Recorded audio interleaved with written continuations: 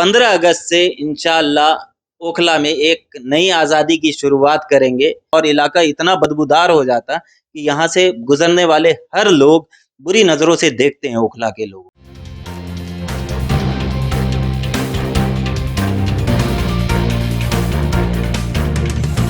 झूठ से दूर, खबरों से भरपूर। नमस्कार। आज हमारे साथ बातचीत के लिए मौजूद हैं हिदायतुल्लाह साहब यूथ कांग्रेस से आपने सियासत शुरू की और आज दिल्ली प्रदेश कांग्रेस कमेटी की सियासत कर रहे हैं। हिदायत साहब, वतन समाचार में आपका स्वागत। शुक्रिया बहुत बहुत। हिदायतुल्लाह साहब, मुसलमान मोहल्ले जिस तरह से गंदे हैं, एक आरोप लग रहा है और अफसोस ये है कि यहाँ पे मुस्लिम विधायक भी होते आए हैं, सांसद भी रहे हैं, पार्षद भी रहे हैं। उसके बावजूद अगर मुस्लिम मोहल्ले गंदे हैं तो कौन जिम्मेदार है अगर ये आरोप लग रहा है? पूरे दिल्ली में अगर सबसे गंदा इलाका है तो ओखला है, जिसकी पहचान तालीम याफ्ता जगह से होती थी। जामिया मिल्लिया इस्लामिया है यहाँ पे। तकरीबन लोग पढ़ लिख कर यहीं बसते हैं, यहीं दिल्ली में नौकरियां पाते हैं, लेकिन वो मजबूर हैं कि इस गंदगी में रहने के लिए। विधायक हमारे एक ही पार्टी के, आम आदमी पार्टी के। काउंसलर मौजूदा जो हैं वो आम आदमी पार्टी के हैं, लेकिन उसके बावजूद इलाके को अगर आप देखेंगे, गौर करेंगे, तो दिल्ली में इससे गंदा इलाका कोई भी नहीं। तो हमारे नेताओं ने, जिनको ओखला के लोगों ने वोट दिया, उन लोगों ने पहचान ही बदल कर रख दी है और ये समझते हैं नेता हमारे कि सफाई वगैरह की कोई ज़रूरत है ही नहीं यहाँ के लोगों को।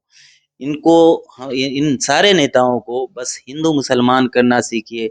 कहाँ से कैसे भी किसी भी चीज़ में हिंदू मुसलमान की कमी को, उत्तर प्रदेश चले जाएंगे, हरियाणा चले जाएंगे, कहीं और चले जाएंगे, लेकिन जो बुनियादी ज़रूरतें हैं ओखला के लोगों की, उनको नज़रअंदाज करते हैं, क्योंकि वो नेता समझते हैं कि हम तमाम लोगों को उन बुनियादी चीज़ों की ज़रूरत ही नहीं। तो इसके लिए आम वोटर भी तो कसूरवार है ना। जो वोट करता है वो मुद्दों पे वोट नहीं करता है, वो सफाई सुथराई के इश्यूज पे वोट नहीं करता है। वो तो साहब कौन बड़ा हिंदू है और कौन बड़ा मुसलमान है, इस बुनियाद पे वोटिंग होती है। वोटर जो है बहुत मासूम होता है।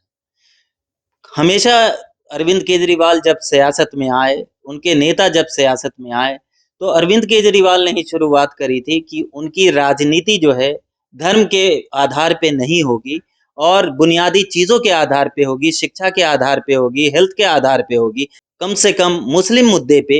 क्यों केजरीवाल की पहली रैली जो है ओखला से शुरुआत हुई थी। आज जब सीएए प्रोटेस्ट हुआ तो भी उन्होंने अपने आप को ओखला से अलग रखा। सफाई के नाम पे, स्वास्थ्य के नाम पे, शिक्षा के नाम पे वो राजनीति उन्होंने क्यों बदल दी? राजनीति में वो समझ गए कि हमें मुस्लिम समुदाय का साथ नहीं देना। अगर उनके कांधा से कांधा मिला के खड़े होंगे तो उनके हिंदू वोट खिसक जाएंगे।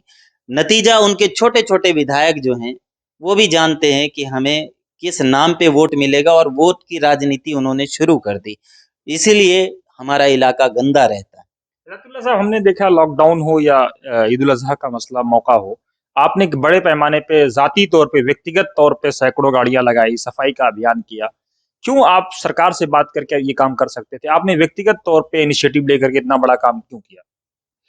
हमने कोशिश करी, हमने काउंसलर से कोशिश करी, हमने जो है विधायक जी से कोशिश करी, हमने मेल लिखा, चिट्ठियां लिखी, टेलीफोन कॉल किए, लेकिन हमारे नेता समझ चुके हैं कि हमें सफाई चाहिए ही नहीं। अखबार में छपा कि ये देखिए नाले से कूड़ा निकला है और ये कूड़ा उठेगा नहीं और बारिशों के बाद कूड़ा जो है वापस नाली में चला जाएगा। नतीजा यही हुआ। मैं एक कब्रिस्तान जो शाहीन बाग थाने के सामने कब्रिस्तान है, उस कब्रिस्तान का कूड़ा निकाला गया मई में और ये अब हम अगस्त में हैं।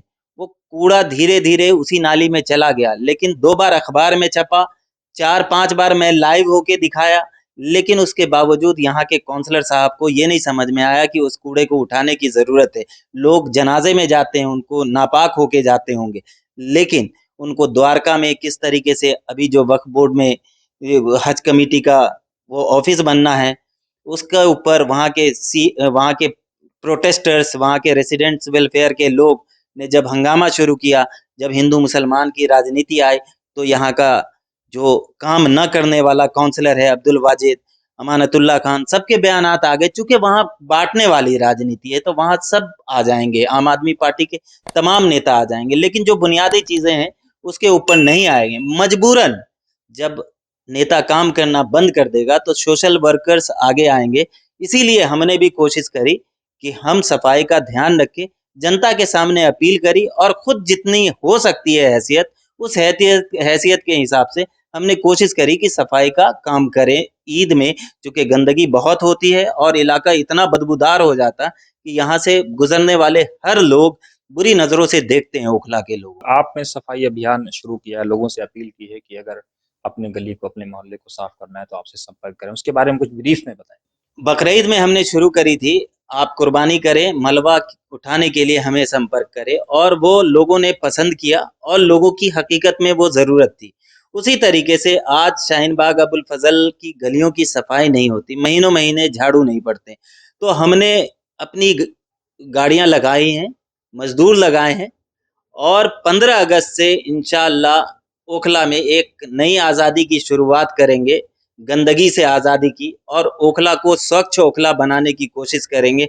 हमारे नेता को छोड़ के हम दिखाएँगे उनको कि ओखला की जनता जो है सफाई पसंद है।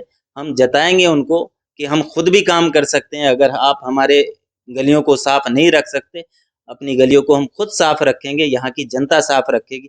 इसी तौर पे हमने एक नया अभियान शुरू किया, इंशाअल्लाह वो 15 अगस्त से शुरू होगा और वो चलता रहेगा। बहुत-बहुत शुक्रिया हमसे बात करने के लिए। शुक्रिया बहुत-बहुत। ये थे हिदायतुल्लाह साहब, इनका कहना ये है कि 15 अगस्त 2021 को एक नई आज़ादी, वो आज़ादी जो सफाई से आज़ादी की होगी, वो आज़ादी जो अपने हुकूक के लिए होगी, उसकी लड़ाई की शुरुआत करेंगे। अब देखना ये है कि आने वाले दिनों में कितना कामयाब होते हैं, आवाम इनका कितना साथ देती है, और ये व्यक्तिगत तौर पे लड़ाई बहुत बड़ी है, इसको कैसे निभाते हैं। नमस्कार, आप देखते रहिए वतन समाचार।